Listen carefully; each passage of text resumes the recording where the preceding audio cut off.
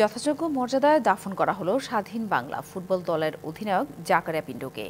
এর আগে মোহামেডান ক্লাব চত্বর ও বাফুফে প্রাঙ্গণে অনুষ্ঠিত হয় জাতীয় ফুটবল দলের প্রথম অধিনায়কের জানাজা। সেখান থেকে তার মরদেহ নেওয়া হয় জাতীয় প্রেস ক্লাবে।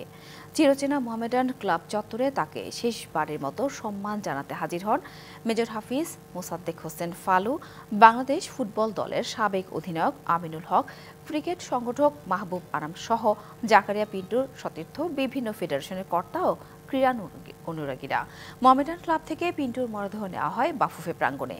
সেখানে অনুষ্ঠিত হয় দ্বিতীয় জানাজা, এরপর জাতীয় প্রেস ক্লাবে। তৃতীয় জানাজা উপস্থিত ছিলেন বিএনপি মহাসচিব মির্জা ফখরুল ইসলাম আলমগীর ও প্রবীণ ক্রীড়া সাংবাদিক কামরুজ্জামান। এরপর রাষ্ট্রীয় মর্যাদায় বুদ্ধিজীবী কবরস্থানে দাফন করা হয় এই সাবেক ডিফেন্ডারকে। সোমবার ৮১ বছর বয়সে শেষ নিঃশ্বাস ত্যাগ করেন তিনি। নগদের সর্বোচ্চ বার ১৬৭ টাকা রিচার্জে পাবেন ১ লাখ টাকা পুরস্কার। আরও আছে প্রতি সপ্তাহে পুরস্কার ও ক্যাশব্যাক।